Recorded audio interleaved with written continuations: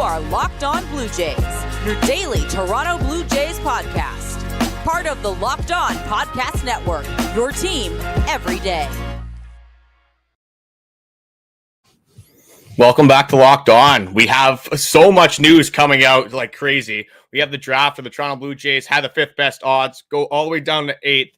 We have Max Fried going to the New York Yankees, and then Andres Gimenez coming from the Cleveland Guardians over to the Toronto Blue Jays. Still unreleased information, still has not been updated, but wow, have we had some information coming in. We're really doubling down on this first defense-first approach that the Blue Jays are having right now. Dalton Varsho, Andres Gimenez, a multiple-time Gold Glover, always in the Platinum Glove discussions. So this is a really going defense-first team. It's going to be interesting to see who they have included in this trade. It's supposed to be multiple big league players, multiple prospects, a multiple-player trade for Gimenez. And we were in on Gleyber Torres. We were talking about Ha-Seong Kim earlier this week, and now we have Andres Gimenez. So that kind of shuts down the infielder talks. And when we talk about offense, we talk about a team that has needed offense, has talked about wanting offense. Is Andres Gimenez the trade that we expected? Is he the trade that is going to provide some offense? We're going to have to look up the stats. We're going to have to break it down. Just initial reactions here have just been absolutely insane, completely unexpected. Just a wild, honestly, 30 minutes, an hour that the Toronto Blue Jays have had here. It has been absolutely insane. Like you go from eighth pick, it just in Toronto Blue Jays land, it's obvious. Not everything's going to go their way. Nothing's going to go the Toronto Blue Jays way. So going down the eighth pick made a lot more sense to me. I didn't expect us to go any higher than that. Obviously, you wanted to be in on Jackson Holliday's brother. You don't get the catcher, unfortunately. Again, eighth pick is a lot better than the Toronto Blue Jays have drafted previously, so you can't really default that too much. You got to be okay with it. The eighth overall, again, you want it to be first, but this trade, absolutely wild. Still waiting for some details to come in as you guys are loading in as well. It has been, you get nothing in Toronto Blue Jays land for a long time. No signings, no transactions whatsoever. Then you get the Juan Soto signing. Then you get, obviously, Yimi Garcia signing to the Toronto Blue Jays, and you have Max Fried going off the board. Andres Gimenez, just if you were trying to run back the all-team Gold Glove award for a three-peat, you wanted that to be a dynasty. I think you're almost locking that in with Andres Gimenez here. Absolutely wild to see from the Toronto Blue Jays front office. Again, this reminds me of other China transactions that we have had previously. The defense first approach, the pitching. We've been in on Corbin Burns. We're in on Max Fried. Expect to be in on Corbin Burns as we kind of go down this stretch here. But like it's absolutely just wild. We're in a wild spot in Toronto Blue Jays land. We continue to get more and more and more signings, more and more transactions as we get into this December month.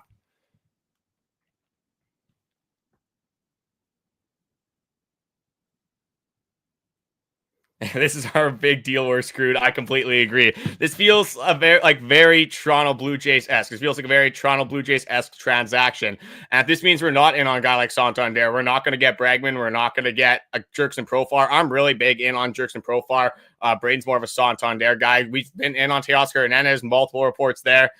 If Andres Gimenez is your big signing, if this is the guy that is supposed to change your offense, change your team for the future, I don't think things are going to go too well next season. Again, if this is a middle tier move, we were in on Ha-Seong Kim. I loved how Ha-Seong Kim looked as a Toronto Blue Jays player. I think the offense projects a little bit better for Kim, but you get a similar play style out of Andres Gimenez as well. Great defender, steals a lot of bases, had over 30 stolen bases last season. It's just, how is this bat going to fit in the lineup? I'm really interested to see as we continue to get some news from this, who's going to be included in this trade.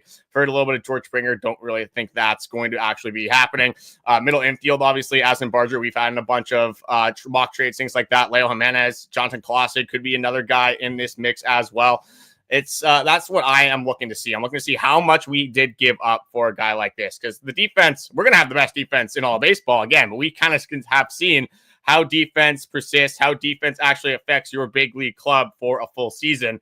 I don't know if this is going to be the league-changing move that the Blue Jays need. Like, the Mets get Soto and we get Andres Gimenez. Again, he's a great defender, one of the best defenders in all of baseball. Now you have Varsho, now you have Gimenez. You have, again, if the defense was already on, if you were uncertain about this defense has gotten a whole lot better in the span of 20 minutes.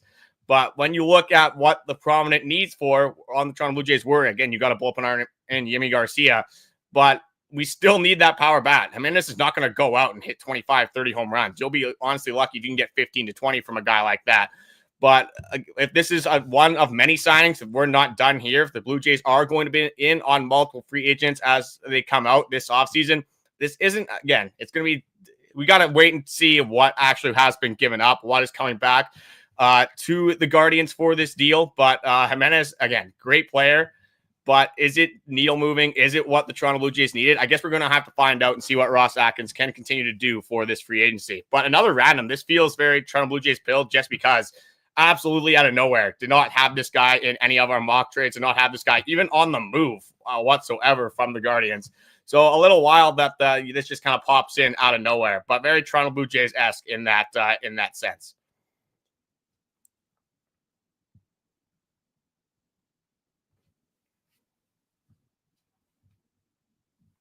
And let me know in the comments if you guys see any updates. I got my Twitter spammed. On spam refresh right now, I'm looking at Passon. I'm looking at Fiendsen.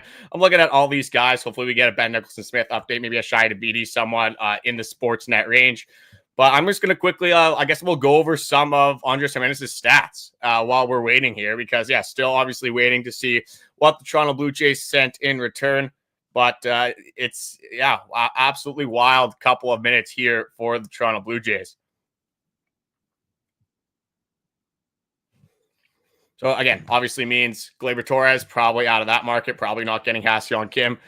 What you got to assume is this guy's going to play second base. Obviously, you have Bo playing shortstop. Your third baseman right now, is Ernie Clement our third baseman? Are we running that with for 2025? We're running the Ernie Clement show out there. Again, he looks really good in his limited starts. Obviously played more of a full-time third baseman role. Kind of, I guess, a utility guy, you can say. Played a lot of second, played a lot of short. Pretty much played anywhere in the infield you needed him. But now you have your infield, again, Vladdy at first. No one's going to fault that whatsoever. You have Bo Bichette at second base. If you were worried about the middle infield defensively, probably shouldn't be as worried about that anymore. So we got that obviously bolstered as well. It's going to come down to the offense. It's going to come down to what Ross Atkins is going to do. Is he going to do anything else this free agency? Because again, just reports that they're finalizing the trade. Yeah, that's all I'm seeing as well, Kurt. But again, hopefully we can get. Hopefully it wasn't like this huge prospect haul back. Hopefully the Toronto Blue Jays didn't get fleeced again and go in on kind of this full defensive approach and then kind of give up some of their. I'm not a prospect guy. I'm not a prospect hugger, I should say. I'm big on my prospects, but if it's going to make the team better for 2025, I'm not opposed to trading some of these prospects. But if you're trading like a Relvis Martinez in this deal, I think that's an automatic L for the Jays. If you moved on from Barger, kind of depends who you did give the Guardians. But for a guy like Gimenez, for a guy that's so defensively established, he is young as well. I believe he's only 26 years old. You got to assume that the Toronto Blue Jays had to give up a couple of decent guys in return, whether that is at the major league level or at the AAA, AA, or even single A level. You got to assume, again, no bullpen arms were given up. It wouldn't really make sense. You sign Yimi Garcia and you go and trade a bullpen arm as well. You got to assume that maybe it is a guy like Ernie Clement. Maybe it's a guy like Davis Schneider. Maybe it's a guy like Asen Barger. I don't think it would be a Will Wagner. Joey Lopervito could be in that mix again. Just a lot of uncertainty. And that's the problem. It's Atkins. Don't get our hopes up. I completely agree with that. So the fact that there is still this uncertainty and we don't know what has come back to the Toronto Blue Jays, what they're going to send over for the Guardians. Obviously, just getting Andres Gimenez from the Guardians. Doesn't seem like they got anything else from that. There really shouldn't be anything else in a trade like that if it just is with prospects. But with the Ross Atkins track record, with the front office track record, with some of these trades that have happened recently, Toronto Blue Jays, other than, I guess, the trade deadline, you can't say a good trade deadline, but who put us there in the first place? It was Ross Atkins. We go back to the Teo trade. We go back to the Dalton Varsho trade. I know on this podcast, we're a little bit higher on that Varsho trade than some other people, but a lot of others with Gabriel Moreno, again, it's going to have to see how his career works out with how Lourdes Guerrero Jr. has been playing and just with the lack of offense the Toronto Blue Jays have had these last few seasons. You got to assume and you got to hope that Ross Atkins at least can turn the tides a little bit on this trade, but on this trade that has happened, but with the track record, it's again, would not be surprised if the Toronto Blue Jays got fleeced in this. Just waiting for more information to come out. But it's just baseball, though. That's the crazy thing for me with baseball is that you don't have anything. It's absolutely dead. You have nothing that happens honestly in November. Just really the Juan Soto stuff. and there's speculation about free agents. And then you get the Juan Soto's falling off the table. You get him signed to the Mets. And then you get Yimi Garcia. Then you get, obviously, Willie Adames earlier on in the week. You have Tyler O'Neill, who signed. You have Clay Holmes. Once we got closer to that Juan Soto sweepstakes. Then the Max Fried signed to the New York Yankees. 8 years. We're going to have to go into that more on the podcast later, but I'll give my brief thoughts on that now. Max Fried, great pitcher, looked unbelievable for the Braves. Again, was going to command a bigger contract, but he is turning 31. An 8-year deal for a guy like that is, again, you're going to have to be worried about those back end years of that contract. But he is a pitcher. It's a lot easier to pitch until you're a little bit older than it is to hit. Again, you don't have to, when you're pitching, obviously, like the defense isn't normally as what you're worried about. The arm strength is a lot easier to carry over than like an outfielder that has to use their legs for a lot of their career. You obviously lose a little bit of speed as you get older. I think once you get back to those like 7th and 8th years of that contract might be a little bit interesting, might be, again, not exactly what you're paying for. Obviously, you're paying for Max Fried, especially if the New York Yankees. You're paying for him for the next 5-6 years, trying to obviously run it back for last season. You lose Juan Soto, you get Max Fried. Definitely losing on that trade out there, but it's a good place to start if you're trying to reimburse and re-embellish some of your talent for the New York Yankees.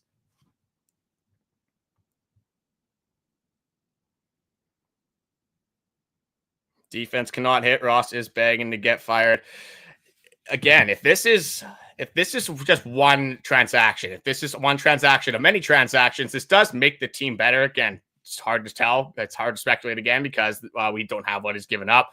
But Andres Gimenez, from a defensive standpoint, but we've talked about defense all the time, is definitely going to help your team, going to be an everyday player for the Jays. If he can get, again, that on base up. The walk rate for him isn't necessarily the greatest either, though. So it's just the direction kind of this team where it doesn't really make a lot of sense. We talk about the glaringly obvious needs, which is the bullpen, which is offense, which is a power bat more specifically. Going for a guy like Andres Gimenez just doesn't really fit the mold that all the fans seem to be on the same page as, but it does fit Mark Shapiro, Ross Sackins' playbook of going defense first. Going for a guy like this is why I thought Ha-Seong Kim would be a very Toronto Blue Jays signing, because you kind of get a similar player in Andres Gimenez as that. The only unfortunate part is that you have to give up players for a guy like Gimenez. You didn't necessarily have to do that. We didn't have to do that at all for a guy like Ha-Seong Kim. It's the Cleveland Guardians second baseman, a guy that's always in the Gold Glove talks, was in the Platinum Glove talks as well. I actually believe he won the Platinum Glove this last season. It was not Dalton Varsho. So that was your AL Platinum Glove. Actually, no, sorry. It was Cal Raleigh this year, but he was one of the guys that was in the talks, always in the Platinum Glove talks. That is Andres Gimenez.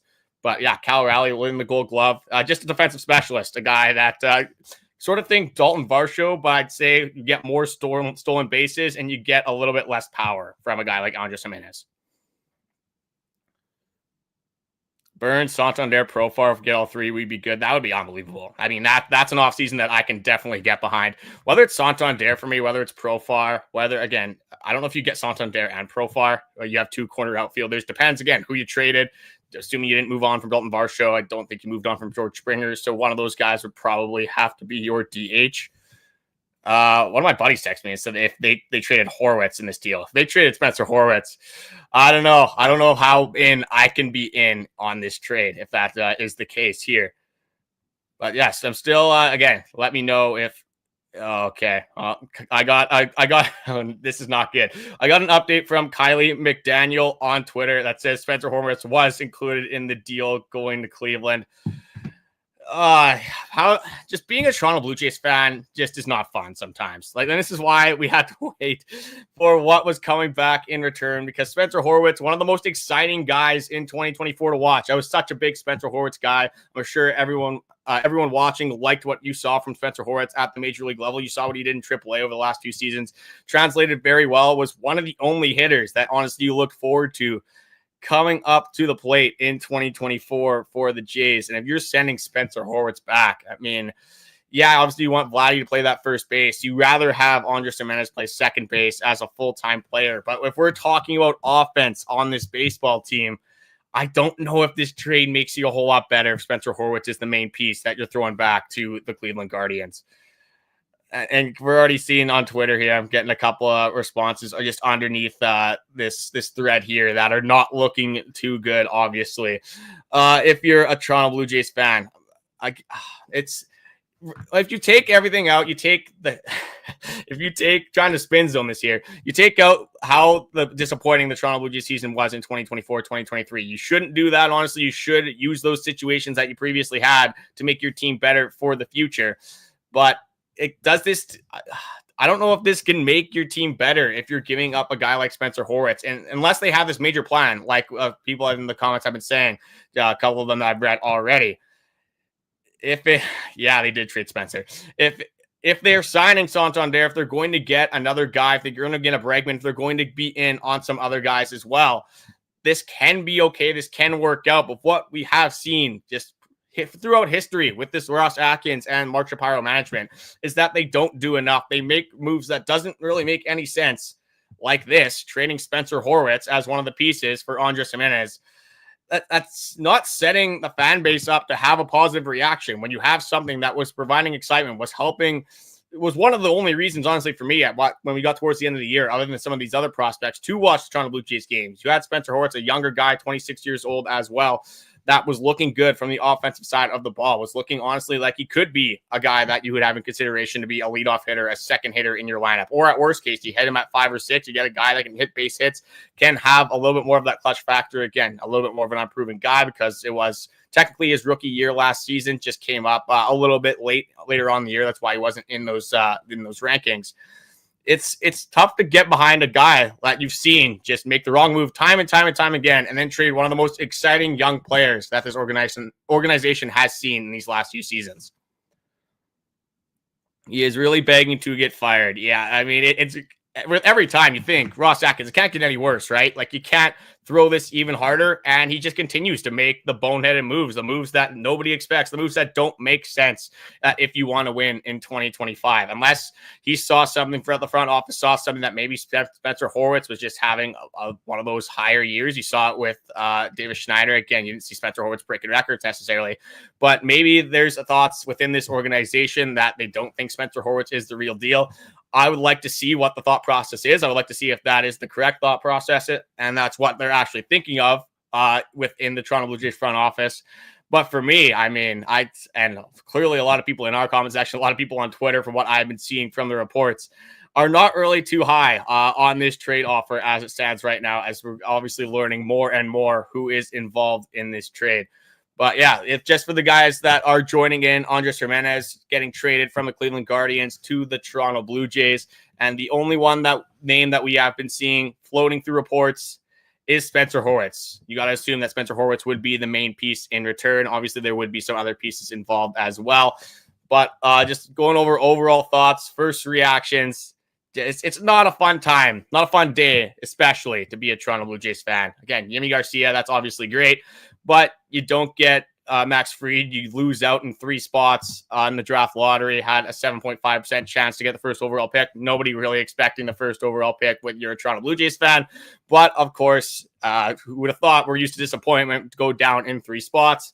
And then you see this trade again. When you see the trade initially, like, oh, a transaction. I was transaction hungry. I think a lot of people were as well. It is nice to see different faces, different players being linked to the Toronto Blue Jays. Obviously gets that excitement up. But then you see, again, Spencer Horwitz going the other way. For me, I don't like it right now. That was my initial reactions. Not a huge fan of this, obviously, because I was, again, big Spencer Horwitz guy, just seeing what he could do. I don't think this makes your offense better at all going into 2025 as it stands right now.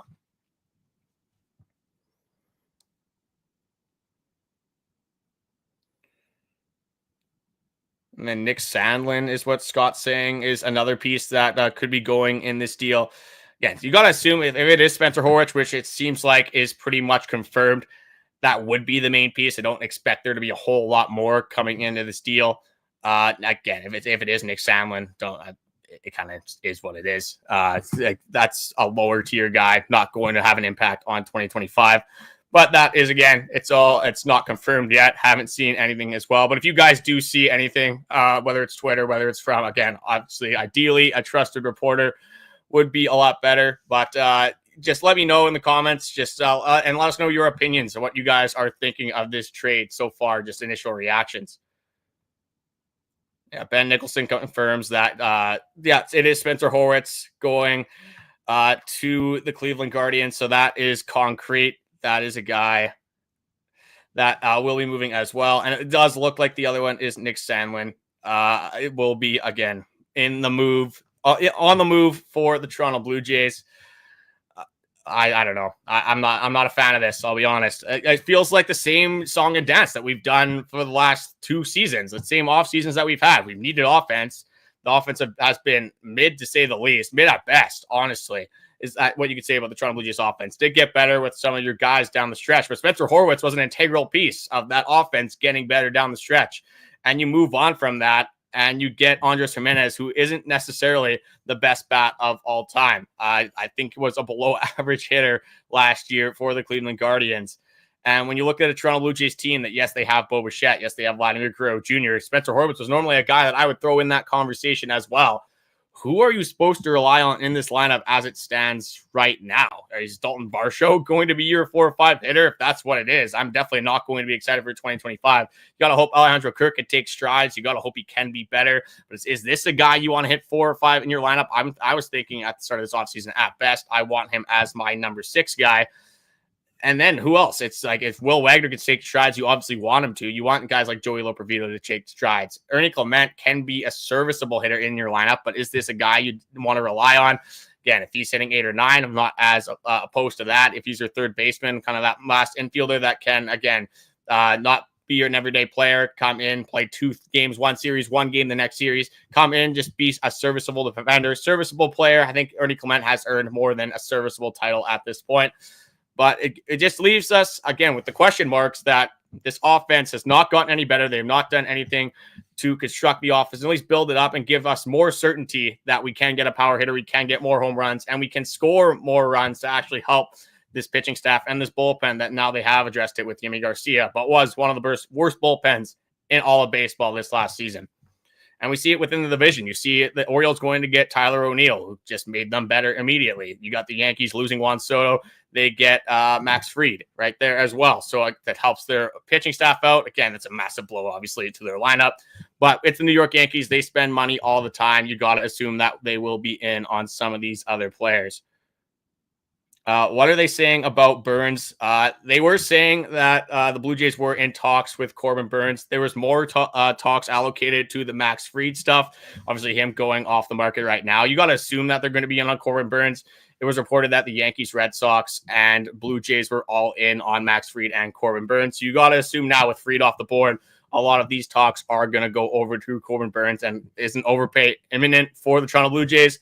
At this point, I think an overpay is better than paying nobody. So if they can get land Corbin Burns, even if it is like an 8-year contract, again, a little bit high for a guy like that in the tenure, but the way it stands right now, you're lucky to get anyone coming to the Toronto Blue Jays that is a top tier free agent, especially with the contract. Again, we've been into the Shohei Ohtani, Juan Soto talks, but before this, it was George Springer, 6 years, $150 million. So there isn't necessarily that history of the Jays spending a whole lot, but there is a history of them being in on, I guess, the big free agents. So take that with a grain of salt. Take that as you will.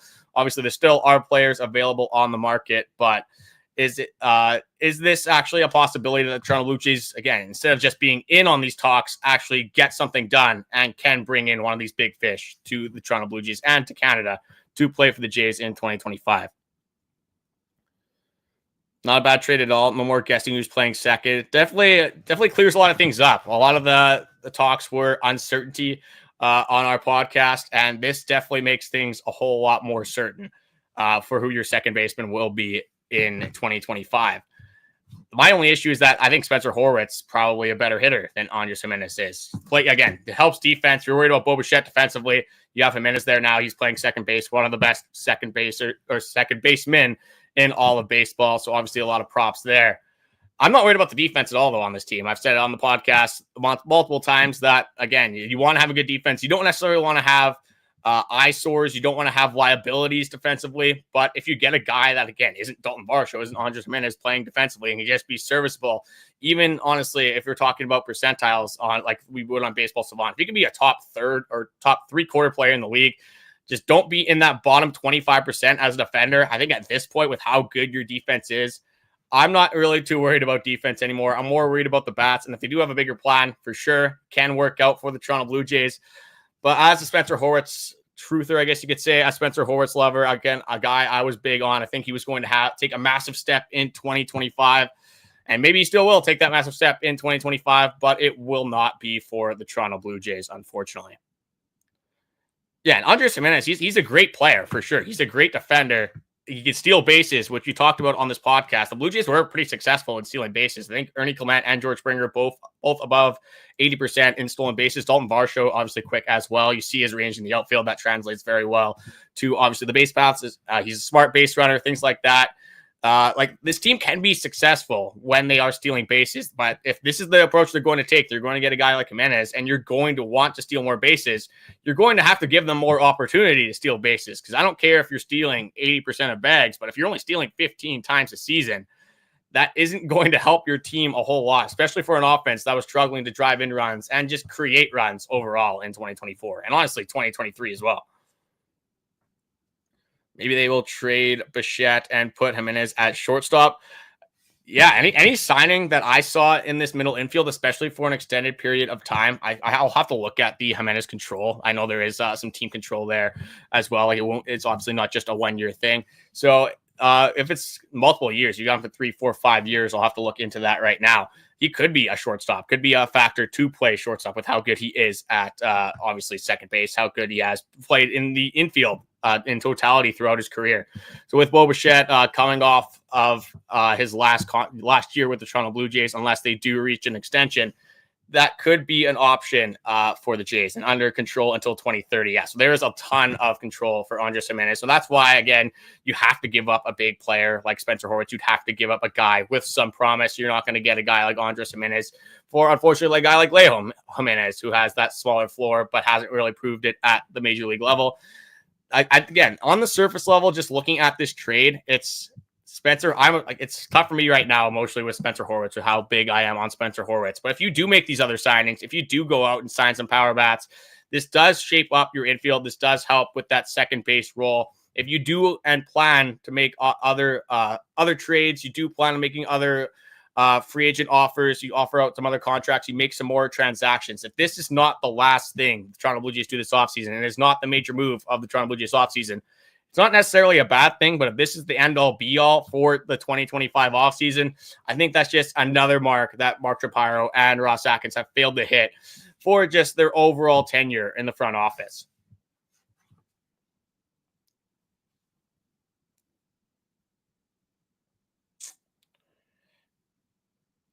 I'm sure you guys have this as well. I just have a bunch of buddies texting me now. Like, oh, Spencer Horwitz is involved in the trade. Spencer Horwitz. How is Spencer Horwitz being moved? Like, things like that. There's some other language being used I'm not going to repeat on this podcast, obviously. But yeah, it seems like a big surprise just from all my friends, for me personally, for just a ton of us in this Toronto Blue Jays roller coaster that just seems to be unprecedented and very uncertain. It really keeps you on your toes. So in that sense, definitely gives you a little bit of fun being a Toronto Blue Jays fan, but it would be a lot more fun just winning baseball games and being a certain playoff contender in 2025 rather than hoping and living on a hope and a prayer, hoping that the Jays can get better, hoping they do this, hoping they do that. Can we just get something done? Can we actually get these moves to happen? Can't really say that today. They made 2 big moves, obviously, that were unexpected. But can we just land a Santander early? Can we land a Teoscar Hernandez, a Jurickson Profar, whoever it is? Even if it's a Max Kepler at this point, I think I'd be okay with that. We just need somebody that has shown throughout the last few seasons that they can be a productive middle order bat for this lineup, because it's going to be in that moment where we're in May. If we might not even take till May, we might know it in April. We might even know it in March for how this team is projecting that this offense is not good enough. Again, they put too much weight on the shoulders of guys like Vladimir Guerrero Jr., guys like Bo Bichette. And yet, again, that's assuming that Bo Bichette has a bounce back year. And then you're putting a lot of faith and priority on these prospects. We've seen a lot of things that they are high on guys like Will Wagner. They are higher on guys like Ernie Clement. They liked what he did last season. And then Elvis Martinez, you got to hope that he will play the majority of the 2025 season. So there's some hope, but at the end of the day, I just don't like how uncertain this is and how many things have to go the right way and how many dominoes have to fall a specific way for the Toronto Blue Jays season to be productive and just to be a lot better than it was in 2024. I think Ross Atkins has definitely mastered this defensive first approach, though. He's gotten Dalton Varsho, George Springer. Again, could probably be playing center field right now with his defense. Hitting is a different story, but he looked unbelievable defensively in 2024. If he would have signed Matt Chapman back, if we would have had Matt Chapman ran back as the third baseman on this team, and then you got Gimenez, you got Dalton Varsho, I mean, this team might be down in the history books, might still go down in the history books as the best defensive team to ever happen in all of baseball. But that's unfortunately not what the end aspirations are for the Jays. That's not what the end aspirations are for Blue Jays fans, because I've said it multiple times. I'm sure you guys have thought this multiple times. When did you have more fun watching baseball? Was it more fun watching baseball in 2021 and 2022 when Vladdy was hitting 48 home runs, when you had 6 or 7 20-plus home run hitters in 2021? 2022, you had Teoscar Hernandez hitting bombs. You had Lourdes Gurriel in there. You had George Springer, who wasn't an absolute pumpkin at the plate. You had some guys that were, again, hitting a ton of home runs. Maybe you had Adam Simber coming out in the 8th inning. But I'd much rather watch a team win or lose a baseball game 10-7. And they can kind of come back at any time, where we've seen it in like the 3rd inning last year, where Jose Barrios or Kevin Gausman have one bad pitch, they give up a home run. You get down 2-1, 3-1, sometimes even 1-0. And you'd be like, this game's over. The Toronto Blue Jays don't have a pulse whatsoever, especially at the start of the season when you had Justin Turner, who just went through some ups and downs, George Springer, who was the 4th worst hitter in all of baseball through the first half of the year. You had Alejandro Kirk not hitting well. You had Dalton Varsho, who had a good start of the year. But again, you don't want Dalton Varsho to be your best hitter on the team. Or I should rephrase that. You don't want Dalton Varsho shouldn't be the best hitter on a very good baseball team, a playoff baseball team. If Dalton Varsho is your best hitter on your team, again, you want him to be a good hitter, but that probably means things aren't going very well for your baseball team. If Dalton Varsho was kind of the guy that we were talking about as an MVP candidate for the first month and a half of the season. I'll take the established Gimenez over Horwitz for sure. Like, if you look at it just from that, if you go upside and you want more offensive production, Spencer Horwitz might be the key right now. Again, this is going to be one of those trades that you don't really know who won the trade until you get 2, 3, 4 years down the road. Spencer Horwitz comes out and he can do what he kind of did last season throughout 2025 and 2026 and kind of build on that as well. Be a 20-plus home run hitter. I think you got to take the side of the Guardians there. You got to take the Spencer Horwitz side. And then Nick Sandlin as well. But for the safer option, again, for a Toronto Blue Jays team that didn't necessarily have to go safe this offseason, but just looking at this trade in a spectacle, you can't necessarily hate on Andres Gimenez coming to the Toronto Blue Jays. It's just more so the fact that where we were before this trade and where we are after the fit makes a lot of sense, but I think a lot of the fans are just kind of sick of this defense first fit that we do have in Toronto right now. Corbin Burns is next, getting the defense behind him. Yeah, I mean, there's definitely the defense there. If you're looking for an even lower ERA from a guy like Corbin Burns, playing at the Baltimore Orioles Stadium, Camden Yards, like it's a bigger ballpark. It's definitely more of a pitcher-friendly ballpark. Wouldn't say it's as pitcher-friendly, the Jays is not as pitcher-friendly as it is there. But if you're talking defense, you're talking the outfield that you're going to have, you're talking the infield you're going to have, just sheer numbers and players that are playing behind you to back you up. Definitely a nice and attractive location for a lot of starting pitching and bullpen arms even on this market. We have a wish list: Santander, Burns, Sasaki, Alonso, trade for Bohm. I mean, obviously, that like a lot of these transactions would be unbelievable. I would love to get Alec Bohm, even though like Phillies fans absolutely hate him right now. Sasaki feels like a Dodger to me. I think it feels like a Dodger to a lot of you guys, because every team is going to be on Roki Sasaki. Why wouldn't you? This guy throws like 101.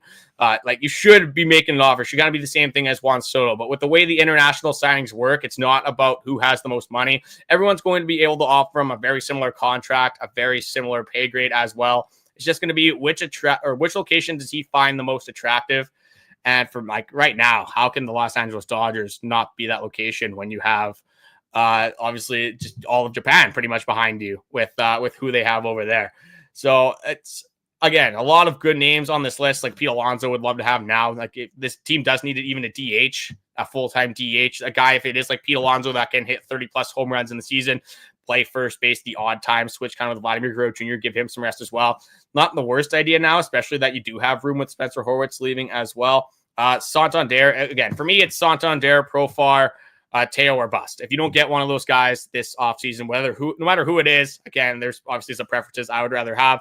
I think for me, it's probably Santander and Teo are very close for me.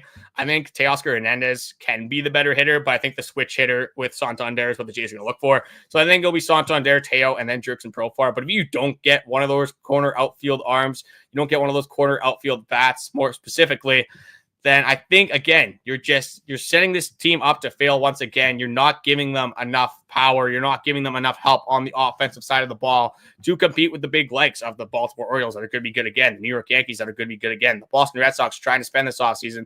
They're probably going to be good again as well. Twins, obviously that division with the Guardians now.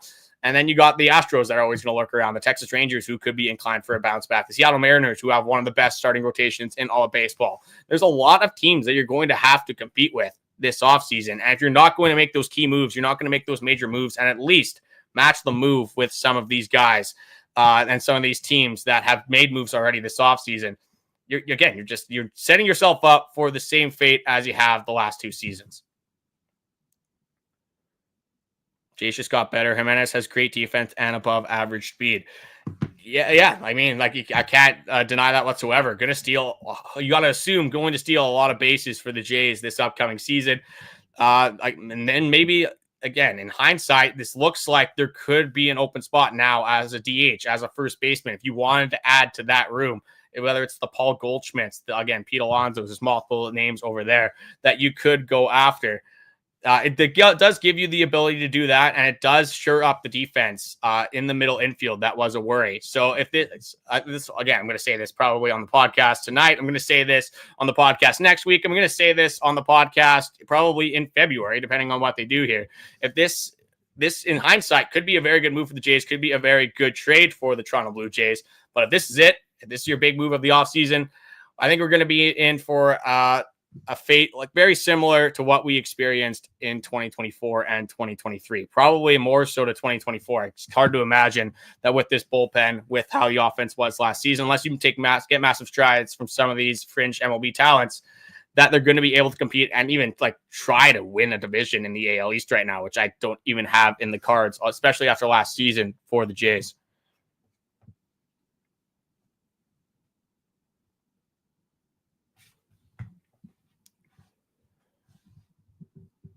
And obviously, if you guys have been tuning into this podcast, usually we do this there's 2 hosts, Braden, obviously at work right now. I'm going to try to send him an invite. He is on the trek back for Winnipeg. Obviously, Winnipeg, the driving isn't as crazy as Toronto, but with how much snow that we have gotten here, we've shoveled probably 2.5 feet of snow over the last 3 days. It actually feels like a Winnipeg winter now. So Braden should be joining the stream relatively soon. Be looking to get his thoughts. We haven't really talked about this whatsoever because it kind of came out of nowhere. We were planning on doing the Yimi Garcia and then the MLB draft stuff tonight, but now this will take over a little bit of that. We'll still have a podcast coming out, obviously, tomorrow morning. But we couldn't miss the MLB draft. Couldn't miss this huge trade, obviously, happening as well.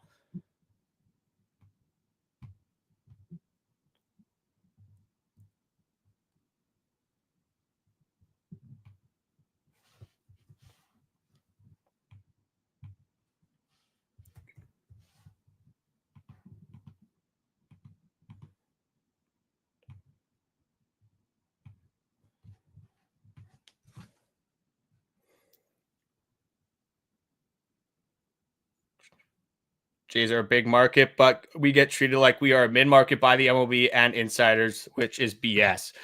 Yeah, I mean, it feels like the Blue Jays are always in on these big moves, whether it's Shohei Ohtani, whether it's Juan Soto, whether there was talks about Willie Adames. Didn't necessarily see that coming to fruition. But again, you see it with Corbin Burns, you see it with Max Fried, just specifically this offseason. You see that the Toronto Blue Jays are in, it seems like, on every single free agent to ever exist, every single good baseball player to ever become a free agent whatsoever. They even were back in on Jordan Romano, they said, when they non-tendered him. But you could be in. There could be reports of pretty much everyone being here and being in on the Toronto Blue Jays and coming to Toronto. But how, it doesn't matter when you don't land these big free agents. When you're in on guys and they don't actually come, it just seems like we're being kind of strung along a little bit a lot of times in these free agent markets. Blockbuster trade, says Gerald. Bichette, Schneider, Lucas Manoah, or 2 or 3 minor leaguers for Garrett Crochet and Luis Robert Jr. I mean, I think you got to say yes to that in a heartbeat if that's what it is. If you're getting Crochet and you're getting Luis Robert Jr., Again, got a bunch of guys with some control as well. Garrett Crochet being one of the best left-handed starting pitchers in baseball. I think the White Sox might need a little bit more than that. Obviously, getting those two, if you're going to get Luis Robert Jr. and Garrett Crochet from them, they're probably going to need Bo Bichette. They're probably going to need Elvis Martinez. They might need Jake Bloss in there. Like, this is probably a very massive trade that you would be making. Hey, Carter, can you hear me there? Yeah, we can hear you. It's not obviously the greatest audio of all time, but I'm assuming that you are in your car right now. So obviously, you're taking on the rush hour that Winnipeg has to offer. Oh, goodness. Yeah, I got caught up at work about an extra half hour. And then, of course, you call me. I'm in the middle of, crazy snow, terrible driving, Winnipeg traffic. See the deal come in. I'm like, okay, I'm assuming since you called me, you were going live. So I tuned right into the live stream. I've been listening over the past couple minutes. I'm very shocked here that Spencer Horwitz was the trade piece. I know that he was going to be a part of this. We sort of assumed that he could be one of the guys. I think we would have rather it been somebody else. At the end of the day, I think we wanted to see Spencer Horwitz, at least see what he can do past last season. Obviously won't be able to now. And we'll see how this trade, I guess comes out over the next few years, right? That's going to be where we see if the Blue Jays have won or lost this trade. But for right now, I really don't mind what I've seen. At the end of the day, though, this comes down for me to the fact of, is this the big move? I love the Yimi Garcia get today. I think that is fantastic. Love to see him back in the Blue Jays uniform. But this cannot be, and I know you've said this cannot be the biggest move of the offseason. This will be a huge issue moving into 2025 if this is the big move somehow. Well, and there's a lot of team control here, which the Toronto Blue Jays seem to love. Obviously, with the Dalton Varsho trade, they got a lot of control there. When Teoscar Hernandez in that trade as well, he was going to be a free agent at the end of the next season. They got Eric Swanson for 3 years at that point. So they do like having team control. And Andres Gimenez, again, when we talk about the Toronto Blue Jays having this prototypical free agent that they normally go for, Andres Gimenez is literally that to a T. It's exactly who you would think the Toronto Blue Jays would go for throughout history if you've looked at their transactions. But kind of what I was saying, honestly, this whole live and what a lot of the comments were saying and a lot of things we've saw on Twitter, under our comment sections, just in the Toronto Blue Jays media, is that everyone had the same goal. They had this goal of a power bat. They had this goal to make the offense better or at least get the bullpen better as well. You do that with Yimi Garcia. But this feels like the same offseason that we've had the last 2 seasons where you make this deal, you make a trade that nobody really expects, and it does help your team, but not necessarily in the right ways or the most obvious ways that you were expecting them to do it with and bolster this team for 2025 with that power bat or with some of that bullpen help. Yeah, and me and you have talked about it nonstop. The need for that left field power bat that can slot in, probably now, especially now, as your DH. Is that opening up room? That's what I would suspect here with the move for Spencer Horwitz being gone. I think that this allows you more options to play a guy like that and then still have the option to play, for a possible bounce back season from guys like Davis Schneider or Elvis Martinez to slot in some games in that DH slot. So I think that in my head, this makes sense for the Blue Jays to open up a spot there, but also be able to sign that left fielder. I think that this is a precursor of things to come. If I look back over sort of what makes sense in my head, to me, that's what makes sense. They believe in some of their young talent, but this still gives them the room to now go out and get that left fielder. So I have high hopes for what's going on. I know we've talked a lot about Teoscar Hernandez. I don't think it's going to be him. I think he wants to stay with the Dodgers, and that's what it's seeming like. Obviously, we'll wait and see what happens. I think it's Anthony Santander. I think he's the big option right now. I know me and you have had that conversation. I think he's number one on the Blue Jays' radar when it comes to a guy like that. Even though as much as I would love the reunion with Teoscar Hernandez, this trade has really, I think, put in perspective for me what the plan is now moving forward.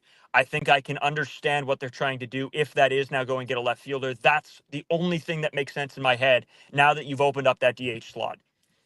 And I think right now that you got Yimi Garcia, I said that we've needed a high leverage bullpen arm. You kind of get that with Yimi Garcia. That's not exactly what I was looking for. I was looking for more of that closer type of guy. I think what they're going to do now is maybe they add one more piece to the bullpen. I don't think it's going to be a closer type. So I think you're going to have either Chad Green, Yimi Garcia, or Eric Swanson be your closer for 2025.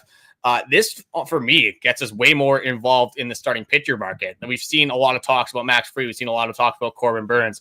This feels like there's going to be a little bit of an overpay for Corbin Burns. I think he is going to be a Toronto Blue Jay. And in turn, what that is going to do is that's going to push Yariel Rodriguez to this bullpen. It is going to provide him as more of this long relief role in the bullpen. And we did see what Yariel Rodriguez can do out of the bullpen in Japan in 2022. Had that like 1.75 ERA. Looked really good in his, again, limited innings in Japan.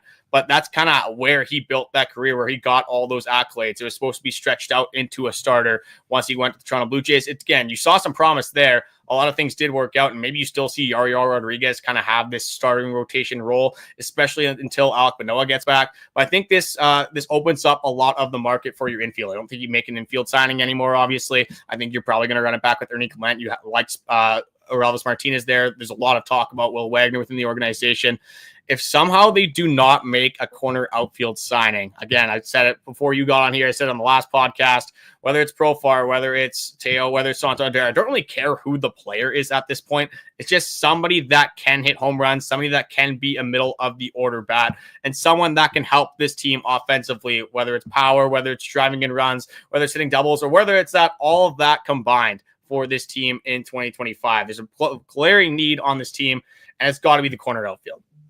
Yeah, you know what, Carter? I think you hit the nail on the head here. I think what this does now is shows us the Toronto Blue Jays plan moving forward. And again, I'm not reading into no crystal ball or nothing, but I think you're right. This opens up the a starting pitching spot, which I think you're right. I think they're targeting Corbin Burns, and I think that might happen. And then you're right. I think this is going to be a corner outfield position that gets purchased in free agency. And then you have to rely on some of those guys, those young guys that you will want to, and to see who has a breakout year. It still gives you that option to have one of those guys play. The Yariel Rodriguez from the bullpen, Carter, you know what? What a Corbin Burns signing would mean to me here is that you would send Yariel to the bullpen and expect him or one of either Chad Green or Yimi Garcia, because I don't think it's going to be Eric Swanson. I think they want Eric Swanson for that 7th, 8th inning role.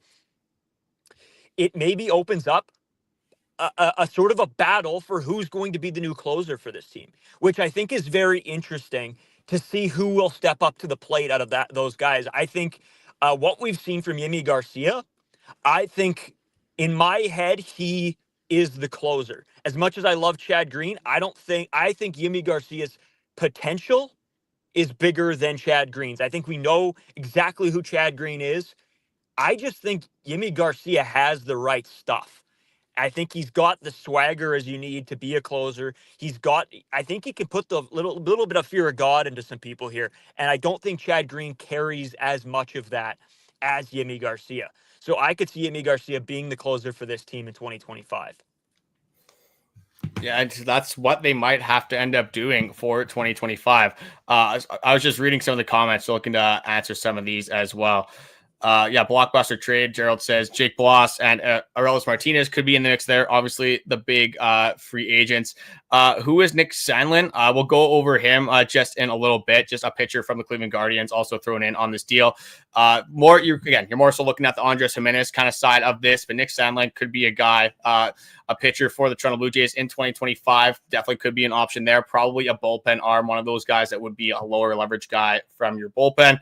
But Braden looks different today. Yeah, obviously a little bit of a different setup for the stream, obviously, just because Braden was not here. I was the guy in charge of the technical side of things, and I'm not the most techie guy of all time, but I obviously wanted to come to you guys with some updates on this trade here.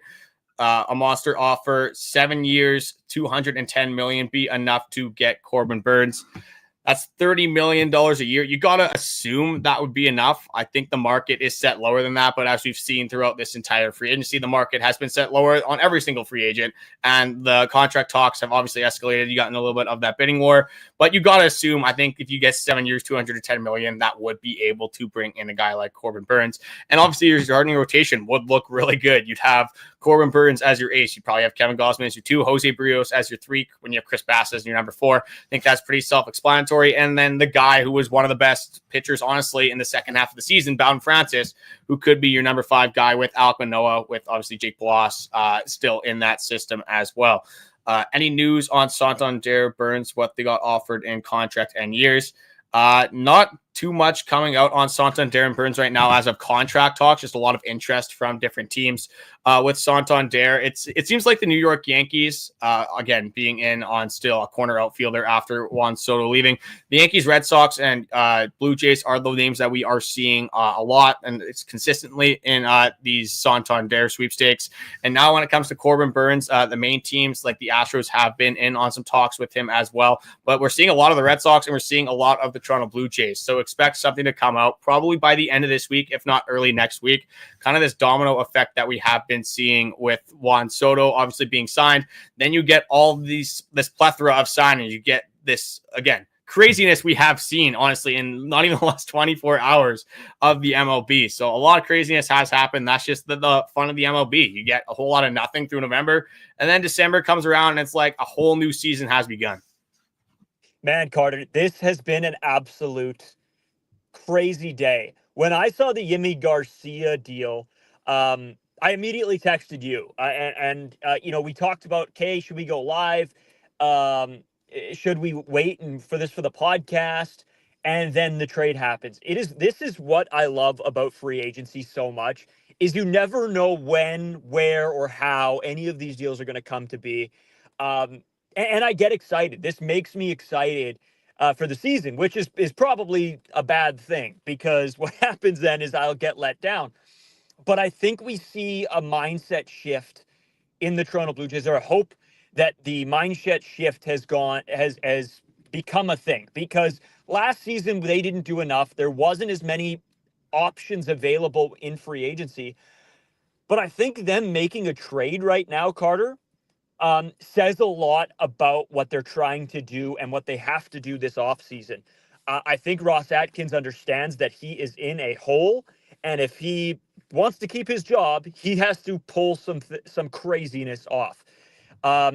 Again, we won't know if this was a success or if it wasn't for a couple years to see what Spencer Horwitz does or does not turn into.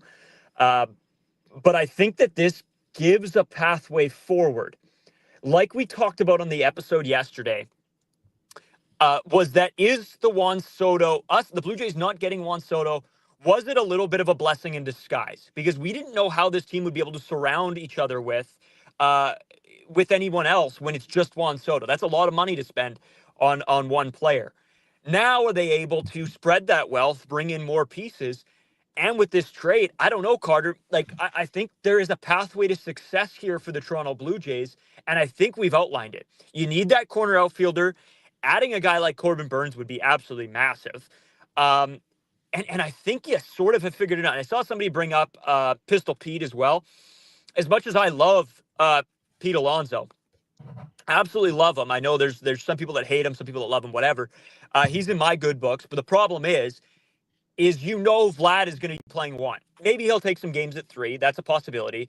And you could use Pete in a DH role, but I think that you'd rather use that left fielder, whoever it would be, to double position left field and DH. So I think Pistol Pete isn't a big option here. I think that you will be looking for that left fielder and Vladdy to sub in through that DH spot. And somebody also brought up Christian Walker. I don't see that as being likely, but would that be awesome? Yeah, absolutely. It would be power from the left-hand side. Obviously, it would be a massive bolster to this Toronto Blue Jays team. But I kind of wanted to quickly go over Nick Sandlin. We were going to be a lot of talk about Andres Gimenez, obviously, but I'm going to focus on Sandlin here. So you go over his baseball savant. This guy is going to be a low leverage reliever, like I kind of said. He's going to be a guy that comes out like probably pretty similar to a guy like Trevor Richards at the earlier stages of his Toronto Blue Jays career. Not as much in 2024, but a guy that, say Jose Barrios goes 5 2/3 innings. You might see Nick Sandlin come out for that inning and a third of relief to kind of help out these guys and just extend those starting pitching starts that go in the shorter durations, that you could say. So anything under 5 innings, you probably get Nick Sandlin coming in a low leverage spot, not necessarily the high reliever type, or sorry, high lever or what am I trying to say here? The guy that's going to throw multiple innings, the long reliever. There you go. The long reliever that is going to be like a Ryan Yarborough or like a Yariel Rodriguez would be. So just going over his pitching, has a career ERA of 3.75. Throws a slider, four-seam splitter, and a sinker. So a decent pitch mix. This four-seam sits in 92.5, 93 kind of location most of the time that he is making his appearances on the mound. Again, very good whiff rates, very good K rates. Does get barrel up pretty hard. Does get hard hit a decent amount. Ground ball pitcher. Not really as much. I wouldn't say either ground ball or fly ball. His ground ball rate is in the 37th percentile. So honestly, when you're looking at Nick Sandlin, not really a guy that's going to necessarily move the needle, but is again a younger guy. I believe he's only 26 years old. So with the Pete Walker difference, you can mold this guy into hopefully be a little bit better of a reliever for the Toronto Blue Jays this upcoming season. And it's kind of the same thing that we were talking about with the trial and error part of this bullpen, where you're not going to be able to go out and sign three of the best relievers on the market. You're going to have to go through some of this trial and error. You're going to have to go and try to get some of these guys that are on bargain deals or are on the kind of sales within the MLB that you don't have to pay this $5, $6, $7, $8 million price tag on. You can get in a trade like this, so you can just bolster in, whether it's off waivers, a smaller signing in free agency, things like that. I don't expect him to be coming out in the 7th, 8th, or 9th inning ever, but this could be a guy that the Toronto Blue Jays, especially at the start of the season, do have to rely on, considering that they still have a multitude of moves to make. And I'm not one to think that they're going to make 3, 4, 5 moves on this bullpen. So I think when you're talking about Nick Sandlin, that can be a guy that will come out as kind of the lower leverage reliever to start the season, have that similar role of like a Ryan Burr or a Brendan Little, as we saw at the start of last season. Yeah, Carter, just to cut in there, I think that's a great point, what you made of you are going to take some shots on some guys. So to me, this is one of those shots, those diamond in the rough. Hopefully Pete can figure something out with him and make him a good piece of his bullpen, and that's what they're relying on right now. Also, I got to give Ross Atkins some credit on the Yimi Garcia. This to me was a learning from your mistakes move. You learned from your mistakes with letting Teoscar go and not then going out and re-signing him the very same next year. You do the same. You've seen the upside with Yimi Garcia. This was a great move. I have to, as much as I don't want to give Ross Atkins too much credit, I think that this proved that he can learn from mistakes. I think that me and you have loved Yimi Garcia. To bring him back was a great move, and hopefully this diamond in the rough will pay off as well. Carter, I will hop out of here. I will let you clean this up as I am just getting home, and I'm going to try to get inside here as quickly as I can. Yeah, sounds good. Yeah, thanks for joining, obviously, in the limited time you could. It's not the greatest time, obviously, to have a trade like this, but when is it ever a good time, obviously?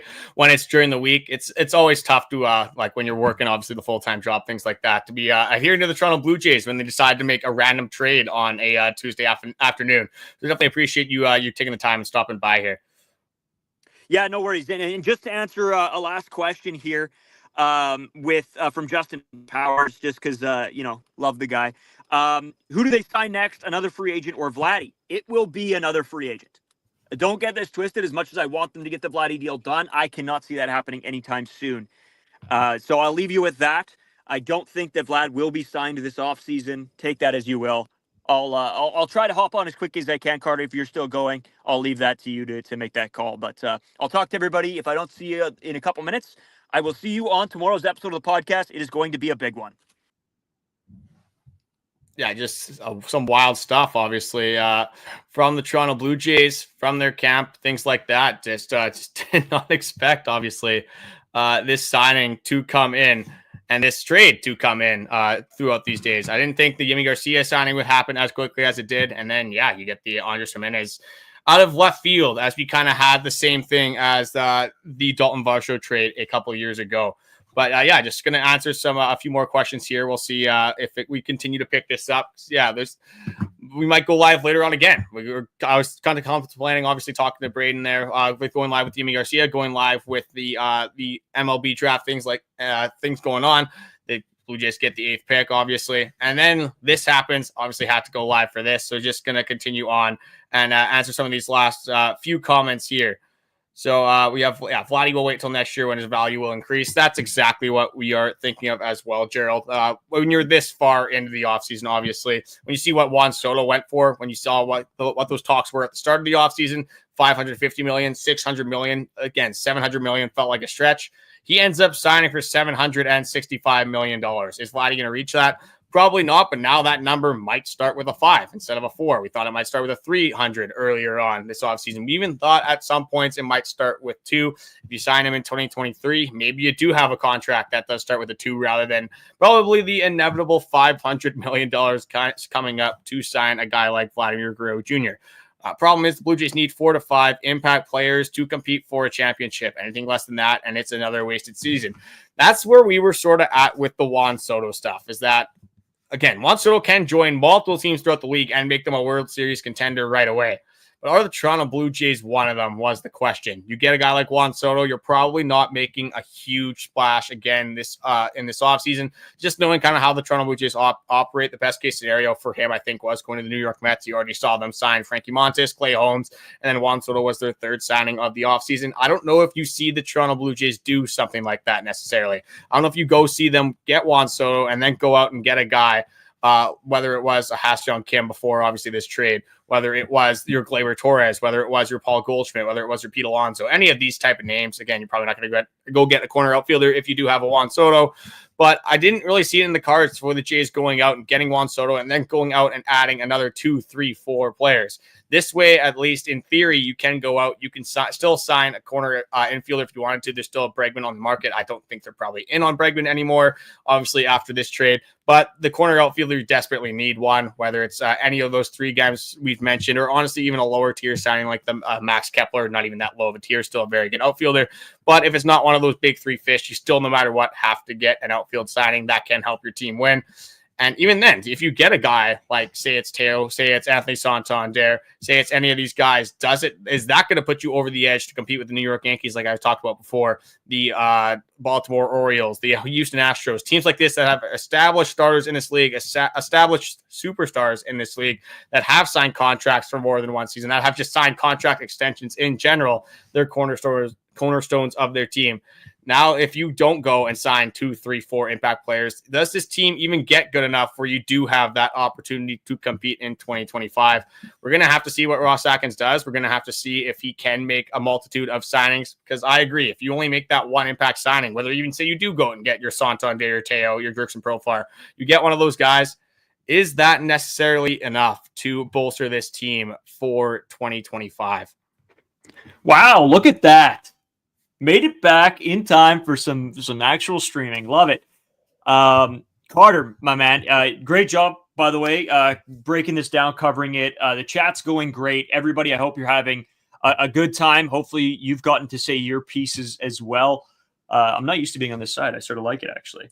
I figured we'd have to switch things up, obviously, because we don't go live like crazy often, but we've been live twice, obviously, in the last 2 days, just because some of the news coming out. We have another comment here. Schneider and Lucas as part of the trade package for Bohm. I don't know what it would necessarily take for Bohm, because within the Phillies organization, it doesn't seem like they are being too friendly right now. They don't have the best relationship over there. It's obviously going to take more than David Schneider and Nathan Lucas. I think that's a fairly obvious one. Can they be pieces in that trade? Absolutely. They're going to need a guy to play third base. Is that David Schneider?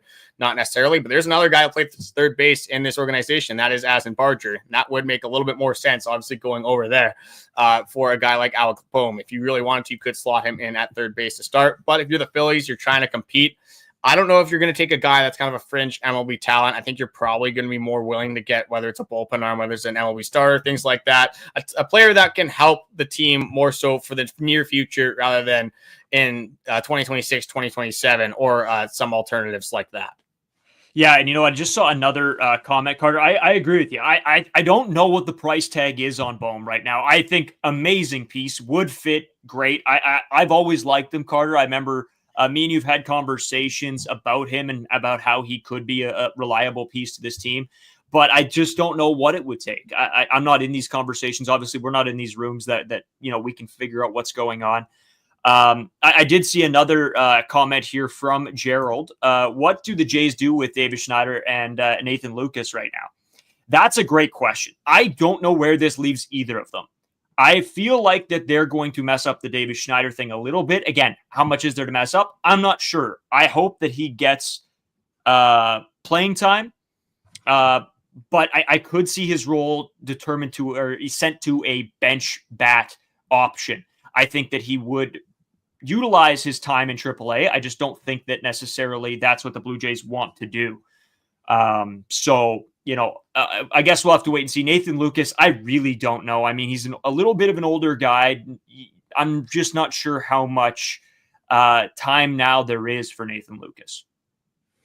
Yeah, he's above 30 years old, but he definitely could be in on a team like, whether it's I see him more so going to like an Athletics, White Sox, like a team that's obviously not in contention, not in the running to win a World Series in 2025. Go to a team sort of like Paul DeYoung did with the White Sox, and maybe try to like revive his career a little bit, maybe get more of a payday on a lower term organization, and not an organization that is going to be a top 15 or even a top 20 payroll necessarily for 2025. And again, how much our team is necessarily valuing a guy that hasn't really had a big MLB tenure, is over 30 years old. Again, looked pretty good last season, but I don't think he'd be a major trade piece for a trade, whether it's for Alec Boehm or somebody else in the future for this offseason. I think it'd be much more likely that you kind of see Nathan Lucas sort of spot start around for the Toronto Blue Jays if there's some injuries and things like that occur in 2025.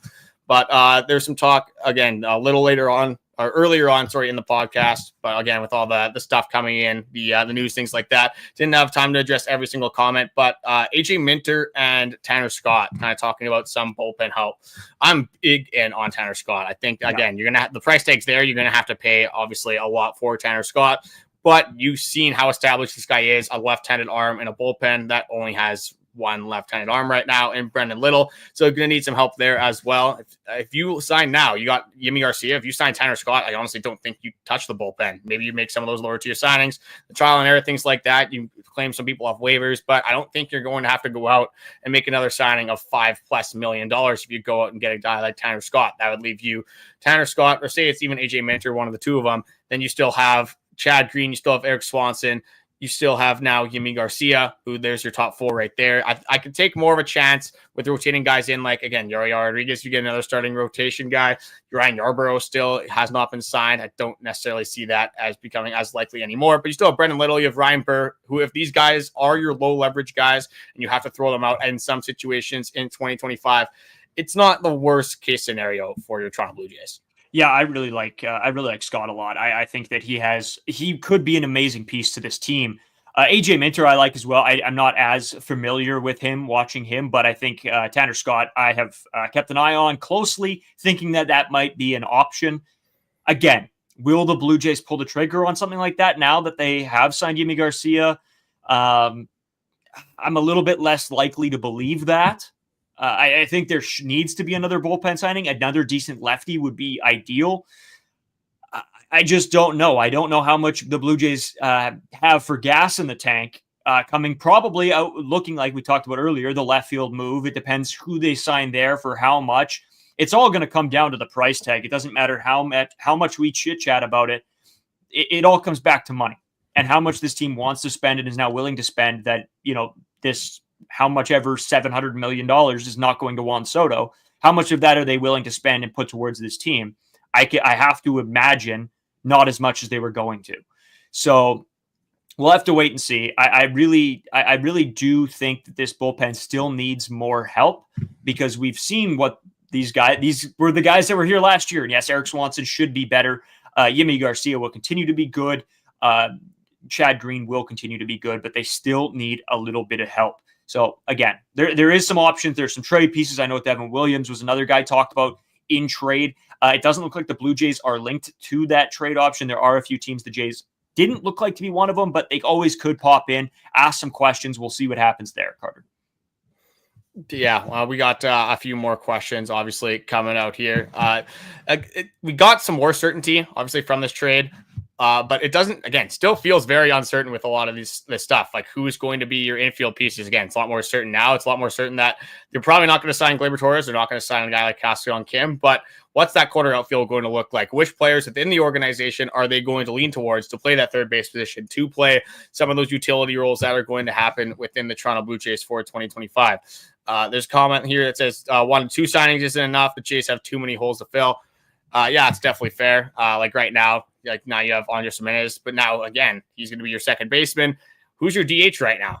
You really don't have one. There's no DH on this team that I feel comfortable giving that DH role that literally just hits, that can be an even above average hitter for the Toronto Blue Jays in 2025.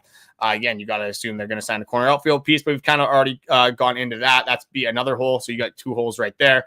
Then you have bullpen. You could probably say there's another 2 holes there. So that's 4 holes. Is there a hole in your starting pitching?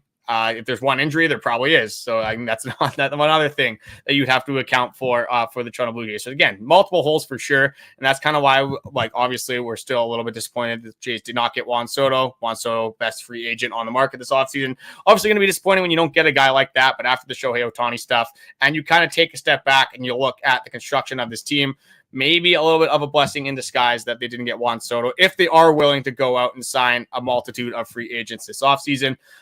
Another comment here, to sign Vladimir Guerrero Jr. to an extension would be a contract around the same number as Juan Soto because the stats are similar. I don't necessarily agree with that. I think it's a lot harder to find a corner outfielder like Juan Soto than it is to find Vladimir Guerrero Jr. So just from a positional standpoint right there, it's going to be harder to find that well of a hitting left fielder. Again, not the best of defense out there, but again, not the worst thing you've ever seen either. Whereas first base, you do find a lot of your power hitters from time to time. And Juan Soto is just simply, he's better than Vladimir Guerrero Jr., unfortunately, to say it. I'll say it right now, hand up. You look at the OPSs, you look at the career stats, you look at the power numbers, things like that. You just look at the overall consistency that Juan Soto has with the walks, with the home runs compared to a guy like Vladimir Guerrero Jr. I think you got to give the edge to a guy like Juan Soto on that. So I don't think the numbers get that close. I don't think you see Vladimir Guerrero Jr. have that market where he goes for $700 million. I think for sure it gets higher after the Juan Soto contract. I don't think, again, like I said before, it's the 300 or the 400. It might actually be a 500 now. Is that a lot for Vladimir Guerrero Jr.? Yeah, it is. I think $500 million, if it's over even 12 years, is still quite a bit for a guy like Vladimir Guerrero Jr., quite a bit for first baseman. But to get a guy that is that good to remain in Canada, if you have to overpay slightly, again, at this point, I just rather have some certainty and have some superstar players in Toronto for the longer term rather than this uncertainty and end up with nobody if it comes down to it for a guy like Vladimir Guerrero Jr. and even Bo Bichette. Yeah, you got to keep him. You have to. At this point, Soto's gone. He's not an option. You have to keep Vlad. That is baseline. You overpay him. I don't care. You have to keep him here. There's no option. If you don't keep him here, this team is going to be bad for a few years. And there's just no other way about it. Quick thing from Justin Powers. Why did the Jays have the 8th pick in the draft? Is it a lottery like the NHL? Yes, it is a draft lottery. There are some exemptions, other things like that go on. Obviously, with the White Sox and the Athletics, they don't spend enough money. And they don't pay into certain things, so they don't get their picks. Sucks to suck. Or they don't get a top pick. A couple other things here, Carter, just to go over. Gleyber Torres. The Blue Jays are now linked to him officially as well, so we'll see what happens with him. I don't know why. That was earlier today. That could go out the window. I feel like that definitely came out before the Andres Gimenez stuff. Like it doesn't make sense now. Why would you go out and trade a guy like Spencer Horwitz for Andres Gimenez just to go out and sign Gleyber Torres? Where do you even play him? Like that's kind of where we're at. Like you in my head on the diamond. In my head, it depends what the deal would be. The deal could be for that DH. It really could. You could move Gimenez over. I don't know. I don't know what the thought process is. It's weird that they would be linked and then have made this trade all within the span of 2 hours. So I'm not sure what they're doing here. I'm assuming, if I'm, putting my thinking cap on here, I'm assuming that they are now not going to pursue Gleyber Torres. But I've seen this Jays team do stranger things. So I'm going to say that's another guy just to keep a close eye on, see what happens. I do think that the corner outfielder is, I know we keep hammering this home. They need to make that move. There's nothing else should be done before you get that corner outfielder. I don't care. Throw the bag at somebody. See who you can get. Do you think that there is a possible case for a Bo Bichette trade now, or maybe you flip Gimenez and you try to get a guy like Taylor Ward? We've seen some mock trades and things like that about when you have a guy like Andres Gimenez, whether he's going to stay, whether he's not. I probably lean towards staying, obviously, if you're going to trade a guy like Spencer Horwitz for him. But with all the uncertainty about Bo Bichette, you can't help to think, at least a little part of you might think that there might be at least some mock trades and some reports coming out in the near future that Bo Bichette might be on the move from the Toronto Blue Jays. Yeah, holy smokes, wouldn't that be something, eh? I don't think so. I really don't think that they're going to trade Bo Bichette. I think as much they want to keep Vlad and Bo together so much to keep their presence together. They haven't had a season where the two of them have played exceptionally well together. That's what they need. That's what they're hoping for this season. I think Vlad will not fall off. It's going to see if Bo Bichette can get back to being Bo Bichette. And in a contract year, you'd hope that Bo Bichette could come back and be himself. Will he do that? We'll have to wait and see. No, I don't think that they will trade Bo Bichette. I really doubt it. But anything is possible. We've seen a lot happen with this club and the crazy things that they've done, the signings that didn't make any sense to us. So it's always a possibility. I just don't believe that will happen, at least not right now. So I don't know. There's a lot of things up in the air here, Carter, and I'm pretty excited. It's gotten me excited. It makes me feel like the Blue Jays are going to make some more moves. See, I think the last time that Bo Bichette and Vladimir Guerrero Jr. played really good baseball together, you could probably argue 2022, but I'm going to go a step a little bit before that, and we'll go 2021. And we remember how good that baseball team was, even though it somehow didn't make the playoffs. One of the best offenses in the league. You had Vladdy hitting 48 home runs. I think you had Bo Bichette hitting just under 30. I think you had 29. So you had a very good season from Bo Bichette there as well. That was when this team was fun to watch. I talked about it earlier on this live stream as well. It's a lot more fun watching Vladimir Guerrero Jr., Bo Bichette, Teo. I mean, Randall Grichuk was hitting well at that point. In 2021, even if you won or lost a baseball game 10-7, rather than going again, you reinforce the defense once again, but now your offense gets a little bit worse. And if now they're going to lose a baseball game 2-0 instead of 3-1 because they don't have Spencer Horwitz and maybe drive in another run. So in that sense, if they don't make any more moves this offseason, it's not going to be exciting baseball to watch, and it's going to be tough to convince if you have another season like you did this season to convince Vladimir Guerrero Jr., convince Bo Bichette that the future is going to be brighter. They're going to be a more successful team when it comes to the 2026, 2027 years like that, and when you're actually going to have to talk future considerations. It's going to be a lot easier to persuade a team over that and Bo Bichette and Vladimir Guerrero Jr. that actually is realistic to happen if they actually put up a good season in 2025, sign some of these free agents, and have a more 2022, 2021 feel to their season rather than a 2023 or 2024. Yeah, and Carter, sorry, I'm sort of laughing over here as some of the comments keep rolling in. I absolutely love them. Paul Duffy's joined the chat. Love to see that, Paul. Good, Phil. Good to fill one hole, 2 to go. Yeah, that's exactly. And Gerald says the next Jays signing will tell what Bo's future will be. Yeah, I we'll see about that. I think if it's a left fielder, I think he's staying. I don't think they're moving Bo as much as I can understand why everybody could think that I really don't think that that's going to happen. I think that they would let Bo walk before they traded him away and then be hurt by Bo being this superstar player when they could have had the chance to re-sign him. So I don't think that that's going to happen. Is Gimenez this year's IKF? I think Gimenez is a better player than IKF. But maybe that could be it if, maybe he has a great season. And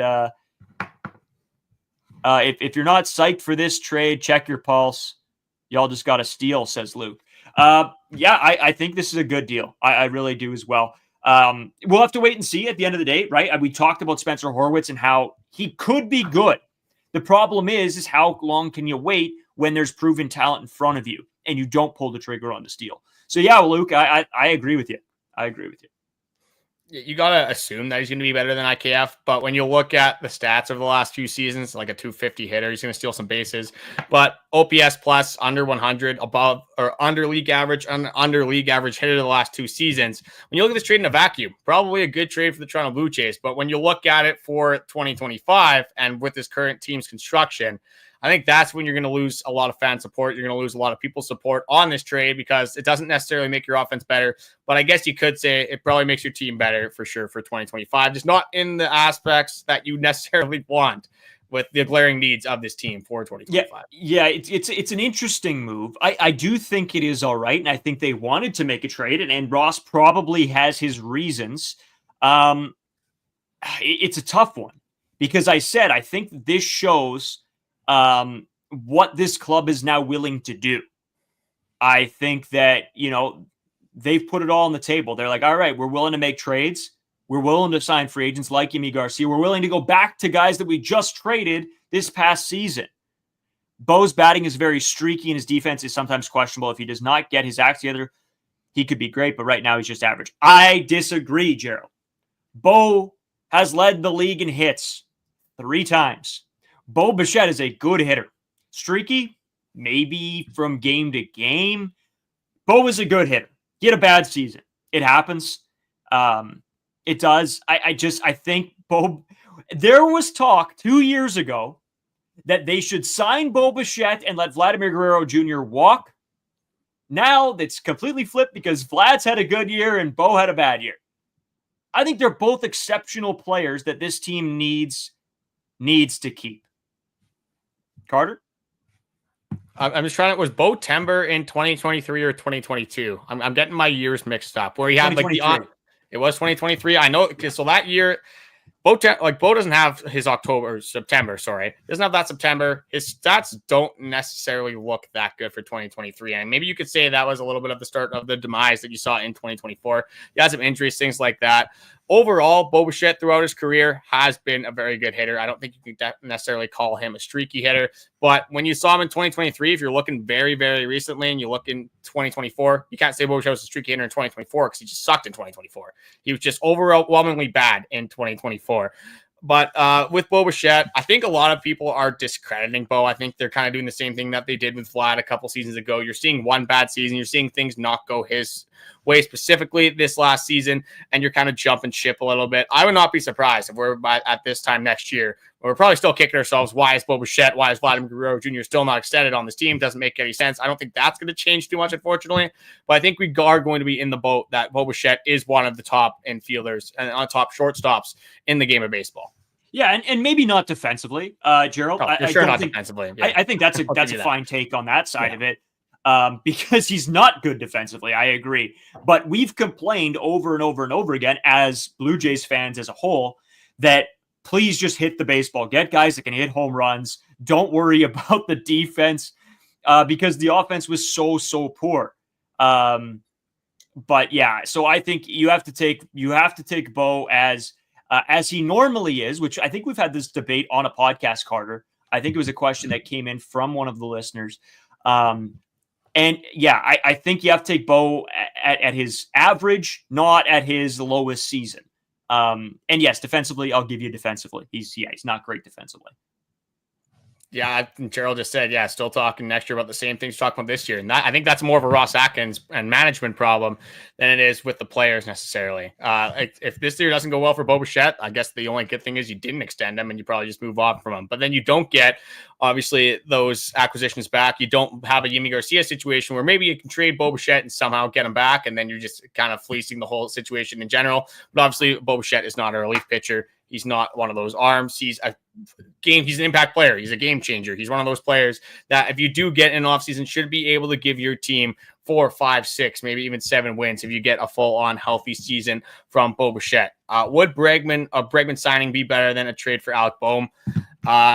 In a nutshell, I think it's tough to evaluate that one because you're obviously giving things up for Alec Boehm. You're just paying for you're playing for Bregman. So in that scenario, I guess you got to lean towards Bregman a little bit. But I think overwhelmingly, if it's just either you want Alec Boehm or you want Bregman, I think Boehm is probably the safer one in the long term. Whereas you look at Bregman, if you want a short term, Bregman's probably going to be good in this next season, the next couple seasons. But with Bregman, you're going to have to sign him to a 6, 7, 8 year deal. Whereas Alec Boehm obviously does not have that much team control. So who would I prefer in this scenario? I think just because of the consistency, like how good this guy has been throughout his career, I think you got to lean with Bregman.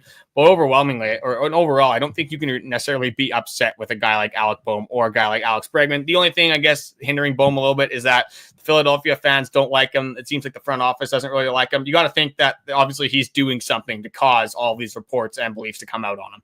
Yeah, just shout out Gerald. Great day. Jays got better today. Hope they get better tomorrow. 100%, Gerald. We're all on the same team here. So love the comments. Love the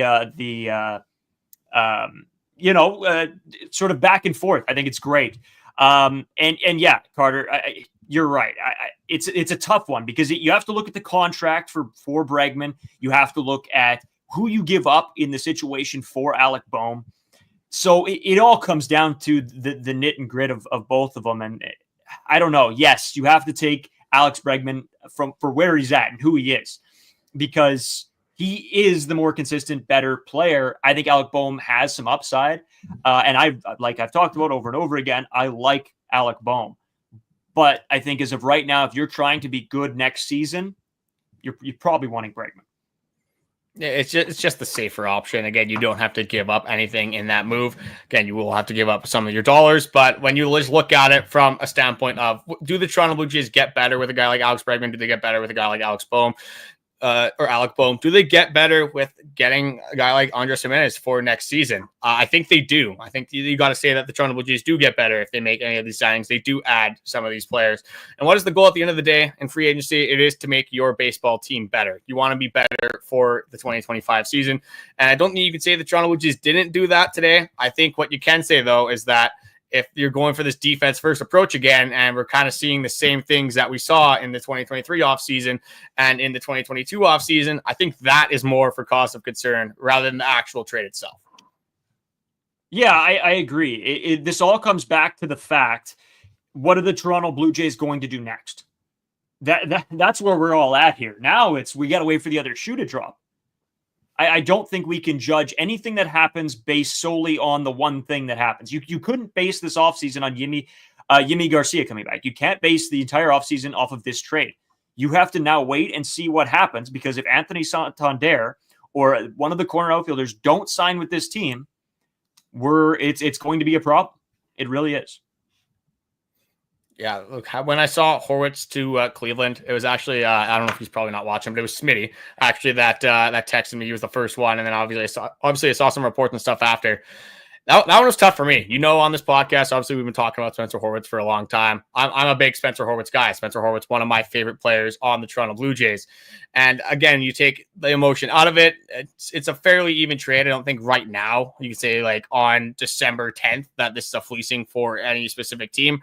But just seeing Spencer Horwitz, the player, seeing how much better he got in 2024, and just like the vibes that he gave me, I don't know, just watching him in the box, one of my favorite players. So from that standpoint, definitely hurt to see him go. And I don't think I can, like, when it happened, I saw that initially. It definitely struck me by surprise. It was definitely a shock coming to me. And it made it hard for me in the moment, even right now, to be like, oh, I can support this trade. I can get behind this trade. So I think a little bit of time for me. I know you might be a little bit more clear-headed. Like if your boy Davis got traded, I think we might be in a little bit of different boats here. But overall, like, how are you feeling that it is Spencer Horwitz as the guy that has been moved on from by the Toronto Blue Jays? How do I feel about it? Not great. I would have preferred it to be a guy like Addison Barger, but I think everybody sees what we see. We saw the potential in Horwitz. Will it amount to anything? Who knows? He's young. He really hasn't proved anything to anybody. But yeah, I saw more upside in him than anything else.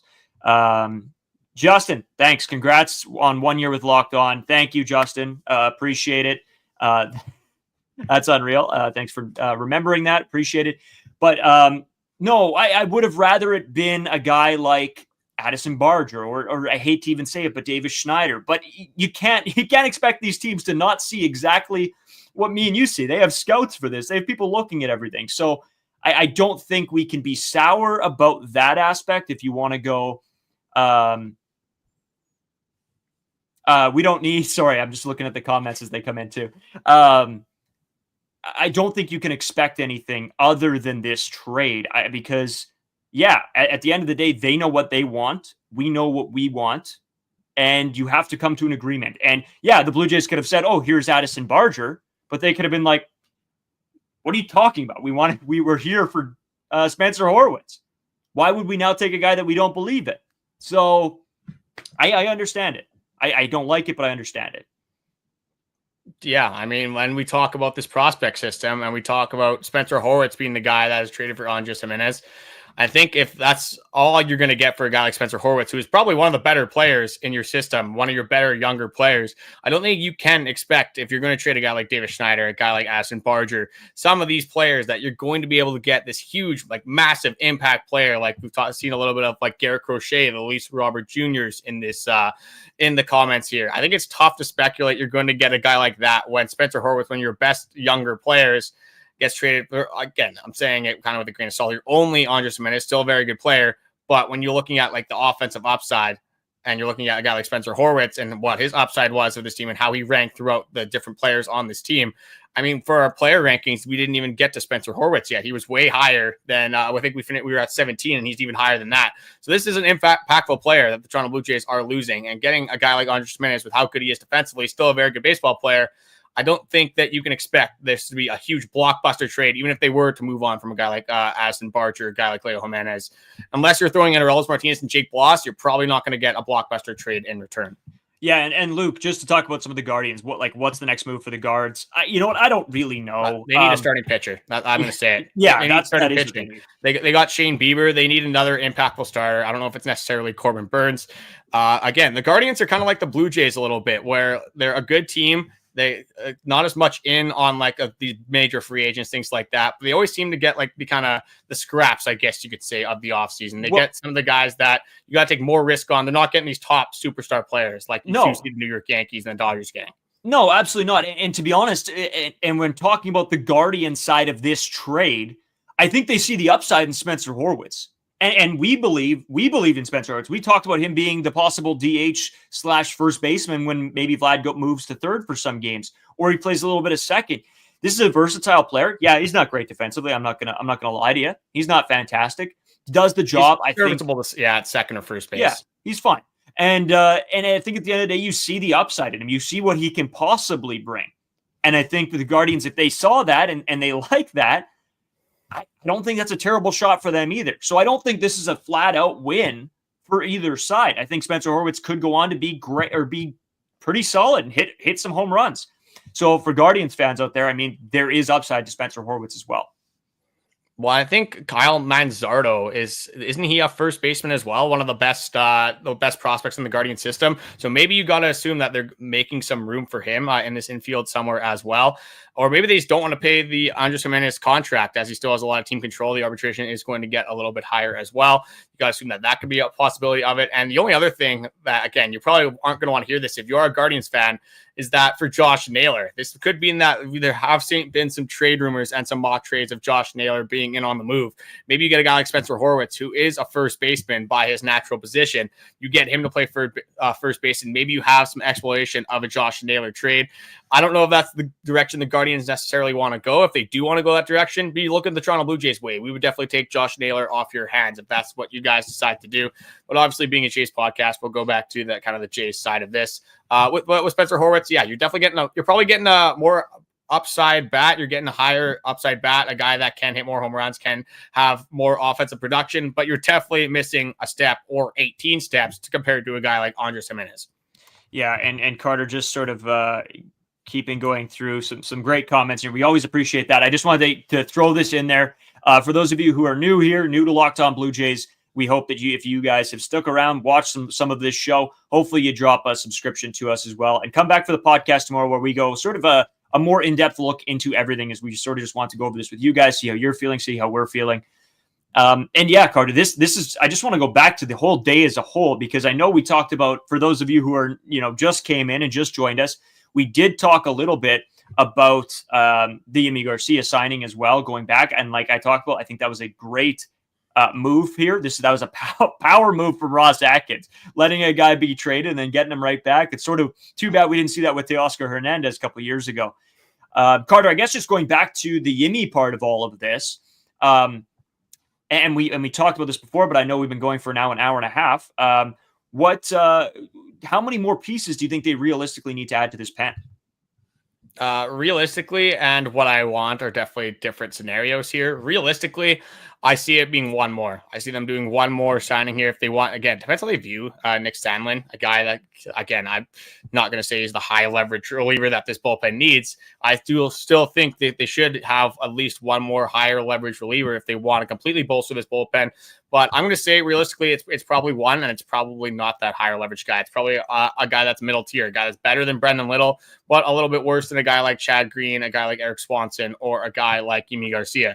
You get a guy that could come out, maybe a left-hander. The team desperately needs another left-handed pitcher, a guy that maybe can get you some double plays. The ground ball pitcher doesn't necessarily have to be this big strikeout arm. I don't think they're going to be too inclined to spend even that $7.5 million that they threw at Yimi Garcia per year, $15 million over the 2 seasons. I think it's going to be a lower term signing. I think they get one more bullpen arm. And then I'm still holding out for a major positional player coming to the Toronto Blue Jays this offseason. Yeah, for sure. I just got another comment here from Joshua. Is this team going to be able to show patience with guys like Orelvis or Barger, or are they at risk of being traded? To be honest with you, and to be frank, I think Barger could be a piece, and I don't think it's out of the question that Orelvis Martinez gets traded either. I think if this team really wants to make a go at it right now, that's a possibility. I think Orelvis has shown you great things, and I think you're very excited about a player like him. But at the end of the day, if this team really wants to push the pedal forward and wants to make a big trade, he's probably going to have to be a piece of it, either him or Bloss, Carter. I don't think they move on from Bloss. I don't think they move on from Orelvis. I can see them moving on from Barger. I do see him as being a chip. I don't think they're going to already completely abandon a volatile prospect ranking system. They only have a couple guys that are even on the cusp of being big league ready. You see maybe Alan Roden coming up this season. You see it with Jake Bloss. You see it with Orelvis Martinez. Other than that, like, again, you got some guys at the great this last trade deadline. Great. Charles McAdoo, who looked good in his tenure. You looked at RJ Schreck, another guy. But these guys aren't projected to come to the Major League club until at early as 2026. So I don't think they move on from one of these major prospects unless it's like a Luis Robert Jr., unless it's like a Garrett Crochet, unless it's like a Josh Naylor, maybe even from the Cleveland Guardians. But at that point, I don't love a Orelvis Martinez trade for a guy like Josh Naylor. So I think they're more likely to trade a guy like Addison Barger than package him with some of these lower tiered prospects. Maybe a guy from 15 to 20, somewhere in there, like an RJ Schreck I could see being on the move, not him specifically, but a player sort of similar to that. I don't see it being another top prospect. And I honestly, for me, I think this was the one trade that the Toronto Blue Jays do. I don't really see another trade in the horizon, at least coming up soon. Maybe you see one closer to spring training and things like that in February. Maybe even you see it early March. But I think the Toronto Blue Jays are probably done on the trade front. You're probably most likely going to see a free agency signing rather than a trade or a contract extension from the Toronto Blue Jays camp.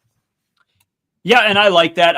I'm not saying that necessarily there is going to be a trade, but I wouldn't put it completely out of the question, especially if this is a team that ends up starting the year off well and they want to bolster this team again. That is where I think a trade could come in, maybe and I don't necessarily believe that they would go away from Orelvis, but I think it's still a possibility. And something that Ross Atkins, a guy who wants to push the envelope and probably has to push the envelope, would maybe sacrifice him. And I hate to say that a little bit, but I still think it's a little bit of a possibility. Carter, just to go sort of over some more of the comments here. They need a starter, as I see the bullpen, to make a comeback this year from Paul Duffy. I think bringing back Yimi Garcia was a great move. I think we've seen good Chad Green be good. I think we've seen Eric Swanson be very good. I could see him having a complete bounce back season. He was one of our bounce back candidates. So I agree. I think the starter wouldn't be a bad option. That moves Rodriguez back to the bullpen and gives them more sort of a long reliever out of him. So yeah, that I don't think that is a crazy take at all. I think adding another starter, especially if it's Corbin Burns, I mean, I'm taking that every day of the week. And I'm starting to think that's more and more increasingly like what is to come for the Toronto Blue Jays, that they're not going to necessarily address the bullpen even at all again, other than like a waiver signing, something like that. It's going to be a lower tier signing. And I think what is going to happen is that they are going to throw Yariel Rodriguez into that bullpen. You saw it with Ross Atkins at his managerial meetings, like back in October, maybe it was early November, pretty much saying that they're not sure what they're going to do with Yariel Rodriguez. They're not sure if he's going to be in the starting rotation or if he's going to be in the bullpen. Again, we saw what he can do in 2022. We saw what he can do in the Japan leagues, how good of a reliever like he did or that he looked like in those leagues. So if you can get an impact starter and, again, maybe kind of have some more certainty for some of these starters that are coming off of their contracts and are opening up some money for the Blue Jays in the future, if you can get a guy like Corbin Burns or even a middle tier guy, obviously Corbin Burns being the only really big name that the Toronto Blue Jays are linked to right now, at least from a pitching standpoint, with Max Fried coming off the board. If you can get a guy like that and then have Yariel Rodriguez go into the bullpen, I don't think that's necessarily a move that you can be too worried about and too frustrated about, unless that does mean they're not going to get a middle of the order bat for the Blue Jays. But Braden, we've been I've been live at least for an hour and 40 minutes. Still got a podcast to do later on. Bunch of stuff that we'll be updating you guys on, kind of go more in depth about some of the surface level topics that we did go into. But I guess we'll end it with this, just overall thoughts, just about the day, honestly. It doesn't just have to be about the Andres Gimenez signing. I guess I'll go into this quick too. Evaldi at 3-year, $75 million contract with the Texas Rangers. So you see Corbin Burns probably going to get more than Nathan Evaldi. Again, going to be a lot longer of a term. You got to assume that's $25 million per year. We had a comment that said 7 years at $210 million. I think that was by Gerald for the $30 million. I think that could be a very realistic contract that we might be looking at. Would see a Corbin Burns contract signing, whether it is with Toronto or with another team this offseason. But anyway, back to what I was saying. Overall, just with the day, the draft pick, the Yimi Garcia signing, the trade, just overall final thoughts on this crazy and hectic Toronto Blue Jays day. It's tough. It is crazy. It is fun. I still need to see more. I'm not convinced of anything yet. But I am excited. This always gets me excited for baseball. This is why I love baseball. It's a part of it. I love free agency. I love seeing who goes where, what deals can be made. I love it. This is a lot of fun. It's a lot of fun to go live and chat with all of the Blue Jays fans as well, and even some Guardians fans, I guess, too. So it's been a fun day. It's been crazy. I think I was live from my car driving back from work. So it's all been very, very nuts. I think I need to take a couple minutes to really digest my thoughts. And so that's why you guys will see sort of more of a structured compound sort of episode tomorrow coming out on all the little details on or sort of some of these guys as well.